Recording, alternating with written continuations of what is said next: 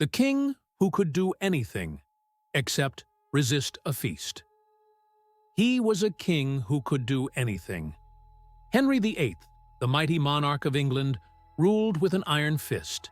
If someone bored him or stood in his way, he wouldn't hesitate to send them to the executioner, without a flicker of doubt. Even 2 of his 6 wives met the scaffold under his command. Henry wasn't just a ruler, he was a legend, a storm in human form. He ripped centuries-old ties with the Pope in a single sweeping move, declaring himself the supreme head of the Church of England. He led wars against France, built a formidable navy, and concentrated power like no English king before him. His 37-year reign reshaped England forever. But here's the bitter irony, almost comedic in its cruelty.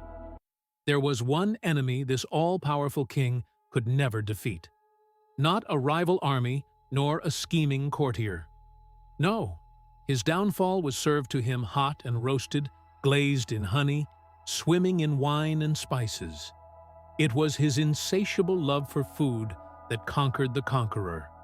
He could execute queens, but he couldn't refuse an extra serving of roasted boar. As years passed, this mighty sovereign, once an athletic and towering figure, slowly morphed into a bloated, broken shadow of his former self, besieged by illness and barely able to walk. Let's step into the lavish world of King Henry VIII. Let's uncover how the monarch who defied the Pope, dissolved monasteries, and ruled with unmatched authority was ultimately undone not by war, but by gluttony. And it all begins with a feast. To understand Henry's downfall, we must first peek inside his palace kitchens, where history was simmered in gravy and served on silver platters. Feasts in Henry VIII's court were legendary. 14 courses were not an extravagance, but a norm. The king's appetite was as grand as his ego, and nothing was too rich, too heavy, or too sweet for his table. At the heart of his diet was meat. Roasted whole boars, glazed with honey and spices, were common centerpieces. The meat was pink and juicy on the inside, with just the right amount of char.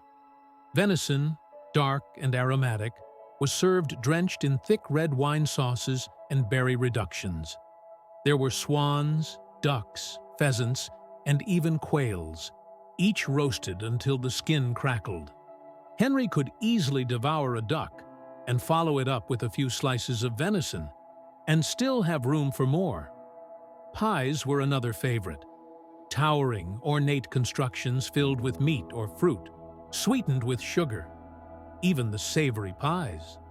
Henry was a true sweet tooth, a man who loved sugar almost as much as he loved power. He adored marzipans, fruit pies, custard tarts, candied fruits, and jelly molded into elegant shapes. His meals were not complete without generous amounts of drink. Strong ale and rich red wine were his favorites.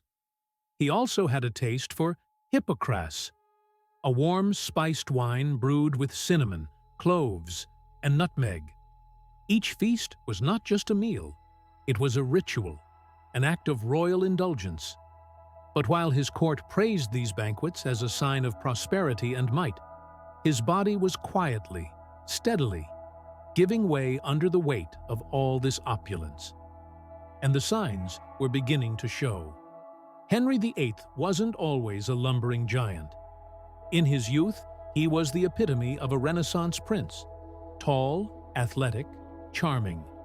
Standing at around 6 feet 2 inches, 188 centimeters, he towered over most men of his time, when the average height in England barely reached 5 feet 6 inches. He was broad-shouldered, agile, and famously skilled in jousting and archery. He was, quite literally, larger than life. When he ascended the throne at just 17 years old, Henry was every bit the golden boy of European royalty. Handsome, well-educated, and bursting with energy, He impressed both allies and enemies with his intelligence and physical prowess. For years, he maintained his athleticism through tournaments and hunting. These weren't just hobbies. They were spectacles of power, where Henry displayed his virility and dominance. But that would all begin to change. In 1524, Henry suffered his first serious injury during a jousting match. A lance struck him directly in the face. He survived, but many believe this should have been a warning. Henry, however, didn't slow down. It was a second tournament, 12 years later, that changed everything. On January 24, 1536, at the age of 44, Henry once again entered the lists in Greenwich Palace. But this time, disaster struck. Accounts differ in detail, but all agree on the core. Henry was thrown from his horse, and that same armored horse crashed down on top of him. The impact was brutal. He lay unconscious for 2 hours. His court panicked. His survival was uncertain. When he finally came to, the damage was already done. That fall in 1536 marked a grim turning point in Henry's life and reign. From that moment forward, Henry would never joust again. His legs, badly injured in the accident, never truly healed. He began to suffer from chronic leg ulcers, open, painful wounds that resisted all attempts at healing. He could no longer exercise. The proud athlete became sedentary. The warrior became still. But what didn't change, what only intensified, was his appetite. Stripped of the outlet that once balanced his excessive diet, Henry's body began to expand rapidly. His daily feasts continued. He ate to dull the pain, to distract from declining health, to chase a past he could no longer reach. And his frame, once built for armor and battle, bloated under the weight of excess. By the end of his life, Henry weighed close to 400 pounds, around 180 kilograms. His waist measured over 54 inches, 137 centimeters, possibly reaching 60 inches at one point. Today, that would classify as third-degree obesity. And it wasn't just physical. The king's personality began to change. The once charismatic monarch became increasingly volatile, paranoid, and cruel.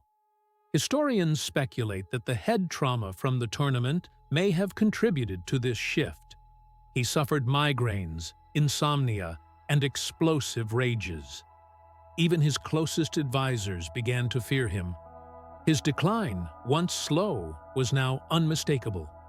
But there was still time left, and Henry, stubborn to the end, would continue to rule as his health deteriorated.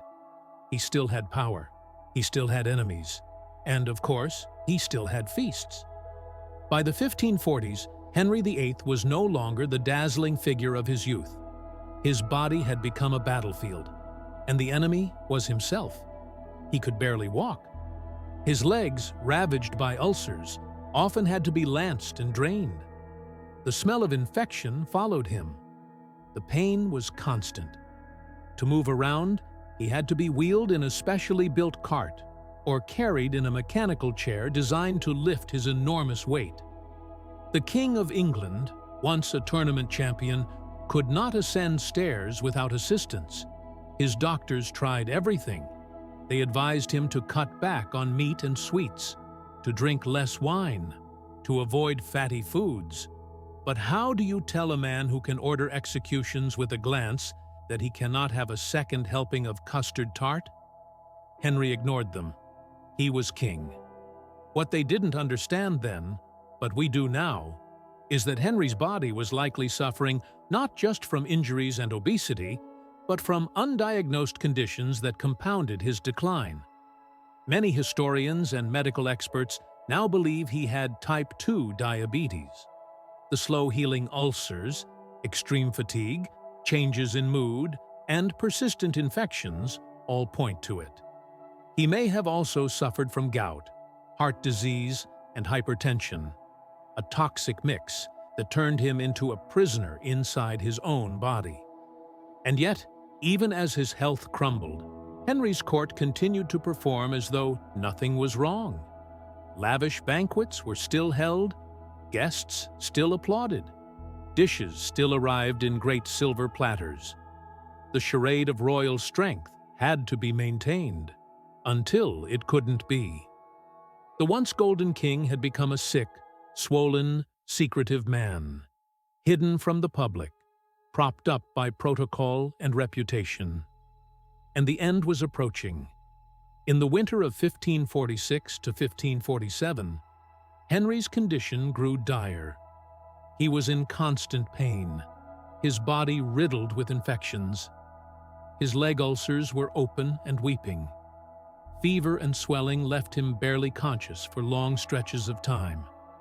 The palace smelled of medicine, blood, and rotting flesh. Physicians attempted desperate treatments, herbal compresses, ointments, even cauterization to try to seal the ulcers. Nothing worked. Some accounts suggest he had to be cut out of his clothes because his body had grown too large to dress. He was rarely seen in public. Those who did see him were shocked by the transformation. Once the most commanding presence in all of Europe, Henry was now a bloated, groaning, angry old man, wrapped in silks, drowning in discomfort. On January 28, 1547, in Whitehall Palace, Henry VIII died. The official cause of death wasn't recorded in modern terms, but historians believe it was a combination of kidney failure, heart disease, and complications from diabetes and infection. His body had simply given up. He was 55 years old, and so passed one of the most powerful kings in English history. Not slain by sword, nor poisoned by enemies, but slowly, painfully consumed by his own appetite. Henry VIII left behind a transformed England. He broke from the Pope. He founded the Church of England. He dissolved monasteries and seized their wealth. He waged wars, signed treaties, and fathered a dynasty that would rule for over a century. His actions forever changed the fabric of British history and the shape of Europe itself. But when we remember Henry today, we don't just think of the bold monarch who reshaped the world. We also think of the man who reshaped himself into something almost unrecognizable. There is a famous portrait of Henry painted by Hans Holbein the Younger that has become iconic. In it, the king stands tall, dressed in golden brocade and draped in fur, hands on hips, legs apart. He takes up almost the entire frame. His body is massive, square, and immovable, like a fortress of flesh and fabric. His face is bloated, his eyes hard, his neck nearly vanished under folds of skin. This was not an accident. In Tudor England, fatness wasn't seen the way it is today. To be large was to be powerful. To feast was to show dominance, wealth, control. Henry wanted to appear not merely strong, but unchallengeable. His size became part of his mythology. And yet, behind that mythology was a man collapsing under his own weight, literally and figuratively. His reign was one of absolute power. He could silence any voice, destroy any rival, take any woman as his wife, or have her beheaded if she displeased him. But all that authority meant nothing in the face of his own compulsions. He could not say no to a roast swan. He could not resist the marzipan and wine. His throne was powerful, but his will was not. There is a strange poetic justice in that.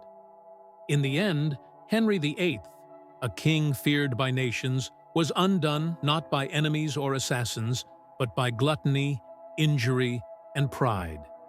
He was a man who changed history, yet couldn't change himself. He ruled with unstoppable force, but appetite, quiet, patient, and ever-growing, ruled him. And that, perhaps, is the most human part of his legacy.